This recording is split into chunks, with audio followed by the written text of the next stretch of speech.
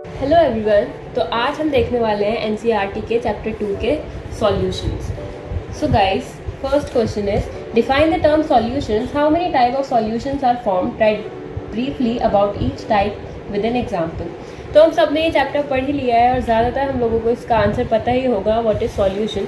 Homogeneous mixture of two or more chemical substances is known as solution. On the basis of physical properties of solvent, solutions can be classified into 9 types. तो इसे लिखने का मैं आपको एक shortcut भी बताऊंगी। सबसे पहले हम 3 बार लिखें सॉलिड, 3 बार लिखें लिक्विड, 3 बार लिखें गैस। उसके बाद solid liquid gas, solid liquid gas and solid liquid gas. Give an example of a solid solution in which the solute is a gas. हमें एक ऐसे solid solution का एग्जाम्पल देना है जिसमें solute जो है वो गैस है।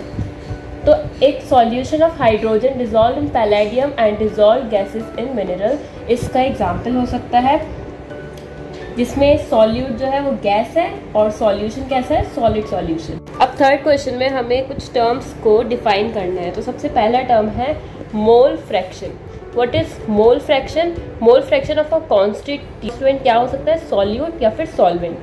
Is the ratio of the number of molecules of one component to the number of moles of all the components present in the solution.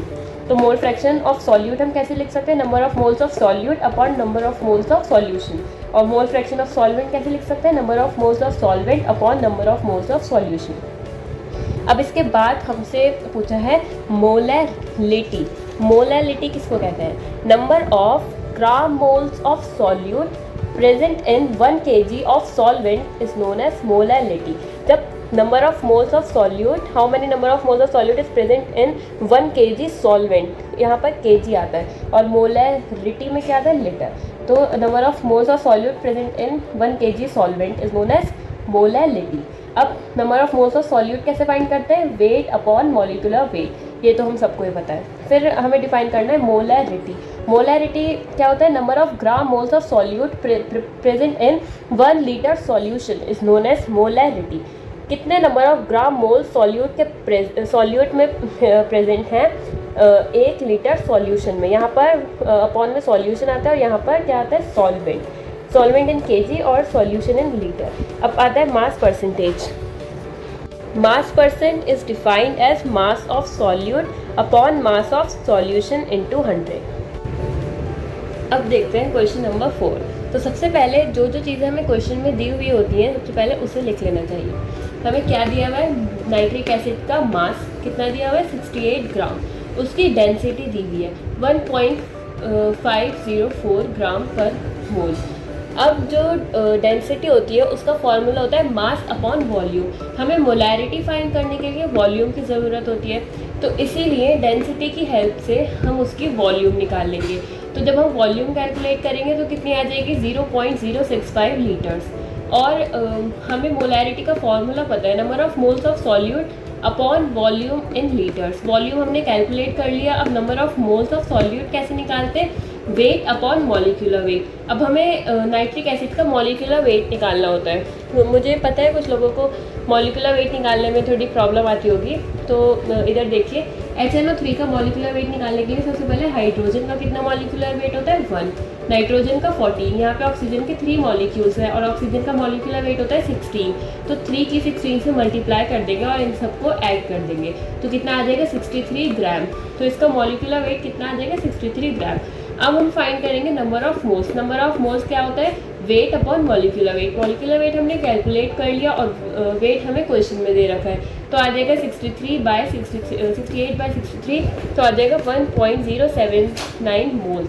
अब हमें नंबर ऑफ मोल्स भी पता चल गए और वॉल्यूम भी पता चल गए। तो अब हम इसकी हेल्प से मोलैरिटी निकाल लेंगे जिसका फॉर्मूला होता है number of moles of solute, जो कि हमने फाइंड किया था 1.079 अपॉन वॉल्यूम इन लीटर्स। तो हमने लीटर में वॉल्यूम निकाल ली थी 0.0665। जब हम इसे कैलकुलेट करेंगे तो आ जाएगा 16.23 मोल मोलैरिटी आंसर। 5th क्वेश्चन में हमसे 2 पार्ट पूछे। अगर एक ग्लूकोज का वेट 10 ग्राम है और वाटर 90 ग्राम है तो इसकी मोलैरिटी क्या होगी और ग्लूकोज और वाटर का मोल फ्रैक्शन क्या होगा। फिर बी पार्ट में पूछा है अगर डेंसिटी दी हुई है सॉल्यूशन की 1.2 ग्राम पर मोल तो उसकी मोलैरिटी क्या होगी। तो अब सबसे पहले हमें जो चीज़ दी हुई होती है वो लिख लेते हैं। हमें मास ऑफ ग्लूकोज दिया हुआ है 10 ग्राम और मास ऑफ वाटर दिया हुआ है 90 ग्राम। अब हमें क्या क्या फाइंड करना है, मोलैरिटी और मोल फ्रैक्शन। तो उसका हमने फॉर्मूला लिख लिया। मोलैरिटी का फॉर्मूला होता है number of moles of solute upon mass of solvent in KG.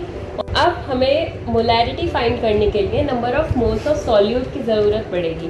तो number of moles of solute कैसे निकालेंगे, इसमें सॉल्यूट क्या दिया है हमें क्वेश्चन में, ग्लूकोज। और number of moles of glucose का क्या फॉर्मूला होता है, small w upon small m। Small w मतलब given weight upon molecular weight. तो गिवन वेट कितना है 10 ग्राम और ग्लूकोज का मॉलिक्यूलर वेट कितना होता है 180। जब इसको हम सॉल्व करेंगे तो आ जाएगा 0.0555 मोल। अब ऐसे ही हम number of moles of water calculate कर लेंगे। इसमें हमें वाटर का गिवन वेट कितना है 90 ग्राम और मॉलिक्यूलर वेट कितना होता है 18 ग्राम्स। तो इसका आ जाएगा 5 मोल्स। अब हमें मोलैरिटी फाइंड करने के लिए दोनों चीज़ें मिल गई। Number of moles of solute कितना है 0.055 मोल और मास ऑफ सॉल्वेंट कितना है 90 ग्राम। इसको हम केजी में कन्वर्ट कर लेंगे तो आ जाएगा 0.09 केजी। तो इसको जब हम सॉल्व कर लेंगे तो आ जाएगा 0.617 स्मॉल m। स्मॉल m किसको रिप्रेजेंट करता है, मोलैरिटी को। अब हमें फाइंड करना है मोल फ्रैक्शन ऑफ ग्लूकोज और मोल फ्रैक्शन ऑफ वाटर।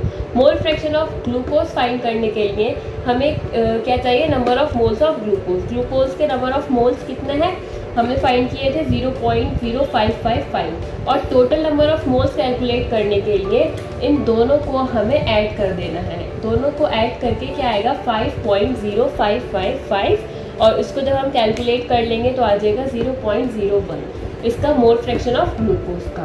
फिर हमें फाइंड करना है मोल फ्रैक्शन ऑफ वाटर।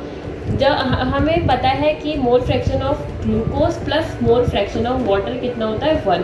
तो mole fraction of water find करने के लिए हम इसको 1 में से माइनस कर देंगे तो आ जाएगा 0.99। डेंसिटी है 1.2 ग्राम पर मोल।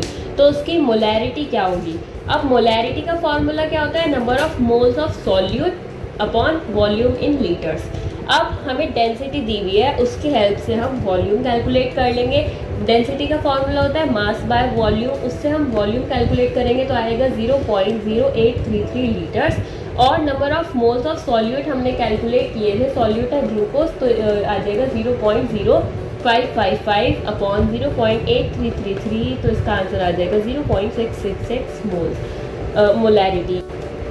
यहाँ पर कैपिटल M रिप्रेजेंट कर रहा है मोलैरिटी को और स्मॉल m रिप्रेजेंट कर रहा है मोलैरिटी को। So guys thanks for watching और मैं इसके PDF नोट्स डिस्क्रिप्शन में अटैच कर दूँगी तो आप वहाँ से भी कॉपी कर सकते हैं। Thank you and have a nice day.